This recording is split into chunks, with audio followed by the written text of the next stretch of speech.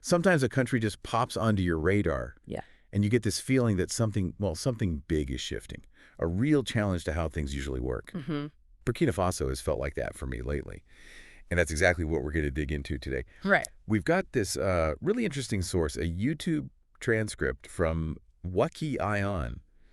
It paints quite a picture, doesn't it? Very dynamic. It really does. It covers a lot of ground. You've got the leader trying to shake things up, these serious claims about foreign interference, even some economic stuff thrown in. Exactly. So our mission here, for you listening, is to kind of pull apart this transcript, get to the core of it, so you can really get a handle on the political climate there right now.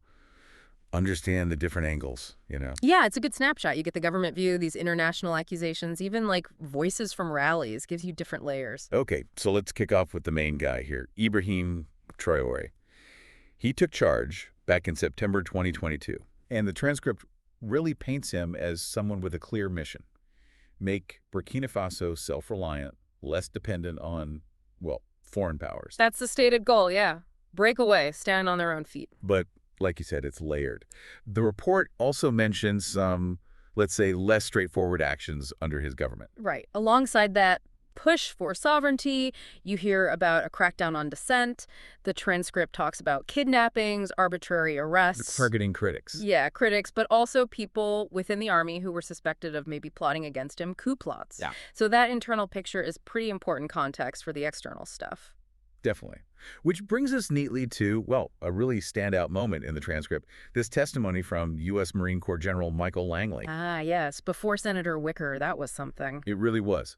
Okay, so Langley basically claims that the ruling elite in Burkina Faso, he names these figures Cabinator and Bikino. Which are presumably references to specific individuals or roles within the government structure there. Right. And he says they're getting gratuities, essentially payments, Mm-hmm. in exchange for protecting what he calls the junta regime, meaning the military junta, and letting them exploit the country's gold. The language is very blunt, isn't it? Gratuities, junta regime, exploiting gold reserves. It's a direct accusation of pretty high-level corruption tied to keeping the current leaders in power and controlling resources. And according to the transcript, this just blew up, caused real outrage across Africa. It seemed to strike a major chord. Yeah, it really hit a nerve, apparently.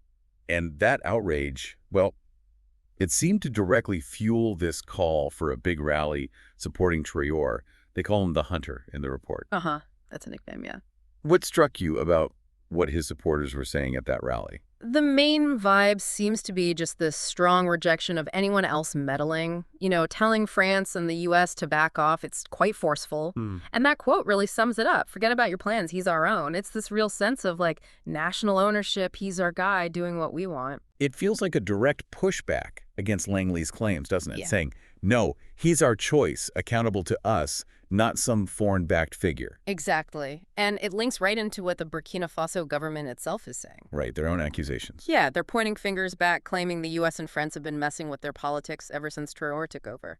So you have this narrative building. Traoré and his supporters see external powers trying to undermine him and his whole self-determination agenda. It sets up a clear us versus them. Definitely. And probably the biggest action Traoré took that fits that narrative is kicking out the French forces. A huge move. Yeah. And the transcript notes that this, plus his government trying to get more control over Burkina Faso's own natural resources, got a positive reaction elsewhere in Africa. Why do you think that resonates so widely? Well, you have to think about the history, right?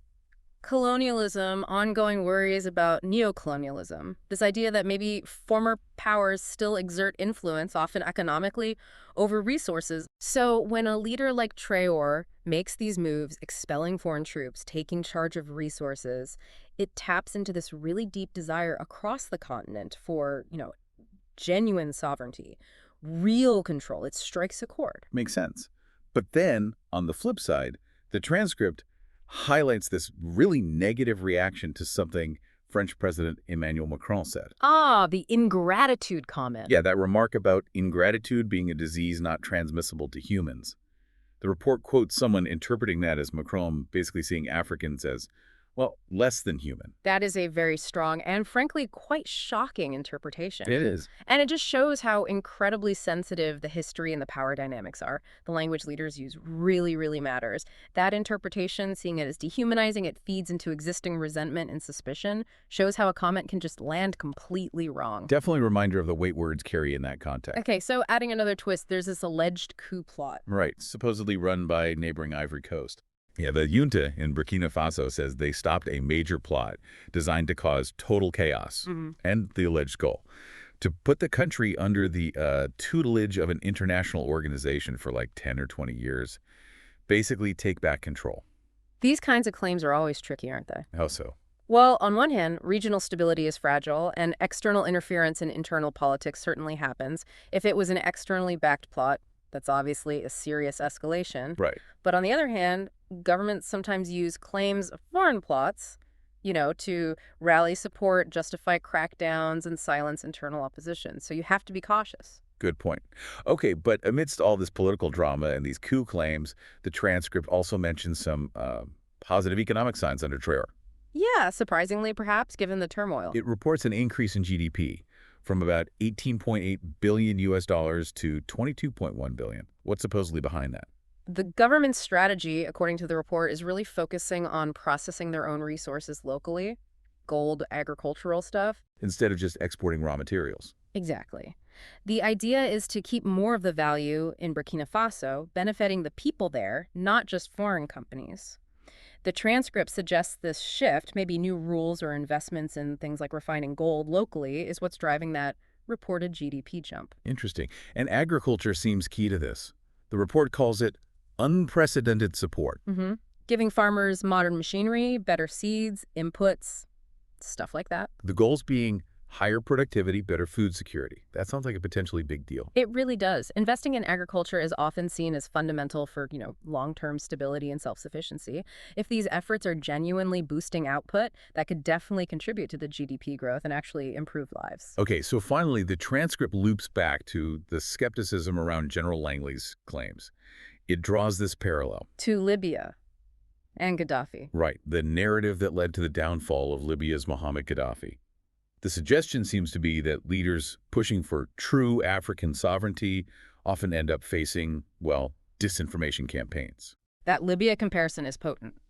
Very potent. Why do you say that? Because the intervention in Libya, Gaddafi's removal, the chaos that followed, it's often used as Exhibit A by people wary of Western involvement in Africa. Oh, okay. It's the stark example of how contested these narratives about intervention are and the potential for really long-lasting, devastating consequences.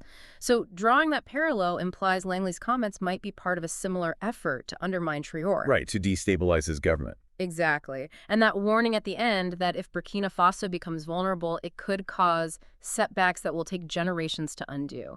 It really highlights how high the stakes feel right now. Wow. Okay, so let's just quickly recap what we've pulled from this transcript. You've got Ibrahim Traore, this military leader, pushing hard for sovereignty, getting support at home, but also facing opposition and crackdowns. You have his government accusing the U.S. and France of interference, while a top U.S. general accuses his government of corruption linked to gold. Big back and forth. Right. And all happening while there are reports of economic growth driven by this focus on local processing, especially in agriculture. Exactly. It's a complex mix. So this single YouTube transcript, it gives us this snapshot, doesn't it? Multiple angles, competing stories. Definitely. It really shows those tensions, nations trying to assert independence versus the interests of, established global players. So thinking about all these different viewpoints and those historical parallels like Libya, it really makes you, the listener, think, doesn't it? What are the potential long-term consequences here? Not just for Burkina Faso, but maybe for the whole region. And maybe more importantly, what else do we need to know? What other information would be crucial to get a truly complete picture of what's going on?